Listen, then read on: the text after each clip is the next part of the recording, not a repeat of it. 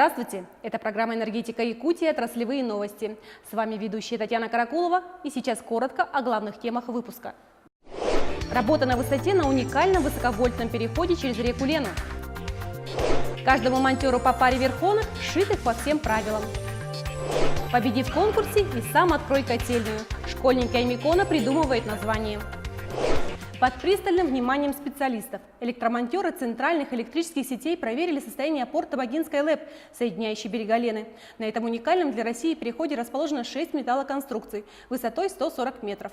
О том, как и для чего проводится профилактический осмотр линий, смотрите в нашем видеосюжете.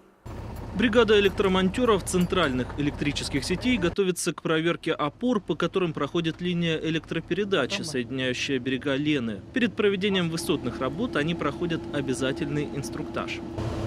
За перила не перескакиваем. Высоковольтный переход через Лену – уникальная конструкция, аналогов которой нет во всей стране. 6-километровая ЛЭП пересекает реку в самом узком месте на опорах, высота которых 140 метров. Первый большой пролет с мыса имеет длину 1700 метров и уходит вниз под углом 35 градусов. Это привязь страховочная называется. Для страховки, когда поднимаемся. Это обязательно по правилам охраны труда надо надевать. Ну, вообще считается от 1,80 м уже работа на высоте. А сейчас поднимаемся на 140 метров, вы сами понимаете. Этому участку, соединяющему центральные и заречные районы, уделяют повышенное внимание. Профилактический осмотр анкерных металлических опор проводится регулярно, 2 раза в год. Наверху монтеры проверяют целостность комплектующих и стабильность работы солнечных ветряных модулей и устройств светоограждения. Кроме того, специалисты фиксируют случаи хищения оборудования. Изоляторы разбиваются, а также виброгасители.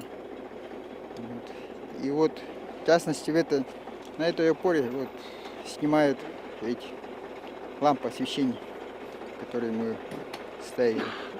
Местное население, ребята, наверное, детство. Вся информация об имеющихся проблемах передается в диспетчерскую центральных электрических сетей, после чего оформляются заявки и выезжают бригады для скорейшего устранения неполадок. Продолжается завоз топлива и материалов по автозимникам. На днях в адрес Момского района электрических сетей была отгружена партия энерголеса. Она предназначена для проведения ремонтных работ и пополнения аварийного запаса. Кроме того, энерголес в количестве от 9 до 130 будущих опор доставляется еще в 10 районов Якутии, в том числе Алекминский, Среднеколымский, Булунский и Верхоянский. Росатом видит Якутию привлекательным регионом для строительства атомных электростанций малой мощности. По мнению госкорпорации, они могут прийти на замену действующих дизельных генераторов, что позволит существенно сократить ежегодный завоз топлива в отдаленные поселки. Об этом шла речь в правительстве Якутии на встрече с делегацией атомщиков, по результатам которой создана рабочая группа. Поставлены были вопросы о строительстве станций малой мощности, о работе в сфере малотоннажного СПГ. Были поставлены вопросы по радиомедицине, ПЭТ-центру. Мы будем реально сотрудничать для того, чтобы эти проекты начали реализовываться на территории республики уже в ближайшее время. Уверен, что результаты этой деятельности непосредственно скажутся самым положительным образом на наших гражданах. Напомним, в сентябре прошлого года в рамках Восточного экономического форума между Якутией и корпорацией по атомной энергии «Росатом» заключено соглашение о взаимодействии и сотрудничестве. В Якутске открылся современный расчетный центр энергосбыта для юридических лиц. В нем работает 14 приемных окон для персональных действий, которые избавят от очередей даже в период пиковых нагрузок. Офис открыт на базе действующего центра обслуживания потребителей. Каждый потребитель может персонально получить необходимую ему профессиональную консультацию, ответы на любые проблемные вопросы, связанные с их договором, да вообще с вопросами электроснабжения. В расчетном центре предприниматели смогут комплексно решить любые вопросы, связанные с электроснабжением. Здесь созданы все условия, чтобы клиенты чувствовали себя комфортно. 14 тысяч верхонок в течение года. Такой план поставлен перед швейным цехом производственного центра «Сахаэнерго».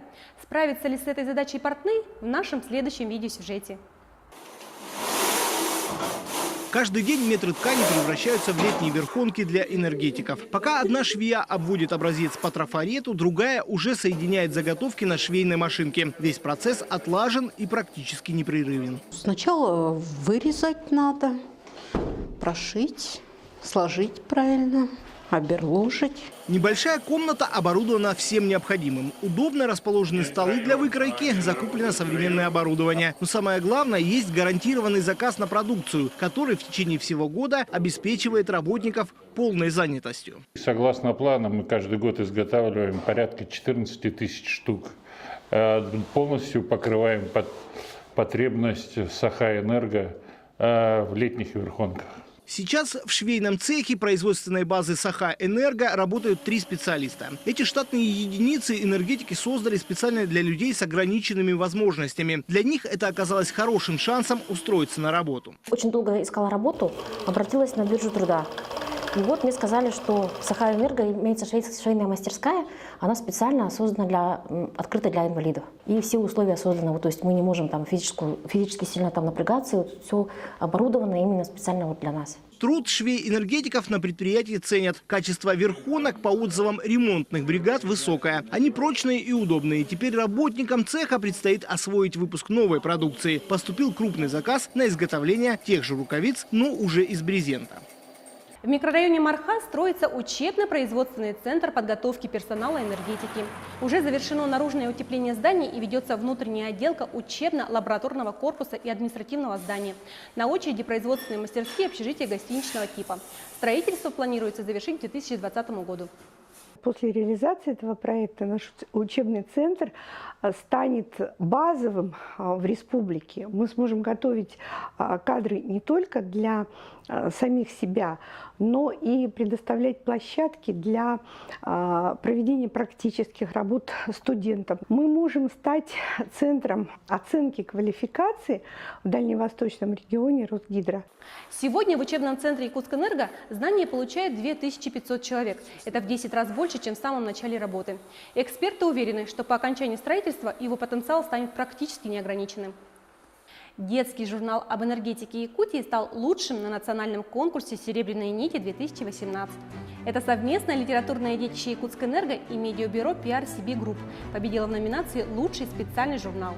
Он исполнен в стилистике детской советской периодики. В журнале есть сказки, загадки, игры и добрые истории про энергетиков. Много внимания уделено и природе Якутии. Первая партия была презентована школьникам. Теплоэнергосервис объявил конкурс на лучшее название будущей котельной на полюсе холода. Сейчас село Имикон отапливает 5 угольных котельных, и то в основном социальные объекты. Население же по старинке дровами. Новый теплообъект будет современным и мощным. Он сможет взять на себя нагрузку всего поселка. Имикон все-таки, это мы считаем, международный уже бренд стал, весь мир о нем знает, и название должно быть соответствующее, должно быть красивое, звонкое название, запоминающееся, желательно с местными национальными, так сказать, корнями и с историей, чтобы данный объект в будущем приносил только тепло и радость людям. По условиям конкурса название могут предложить только учащиеся Аймиконской средней школы. Победителя ждут ценный приз и право разрезать ленточку на торжественном открытии новой котельной. Это были отраслевые новости энергетиков. Всего вам доброго и до встречи!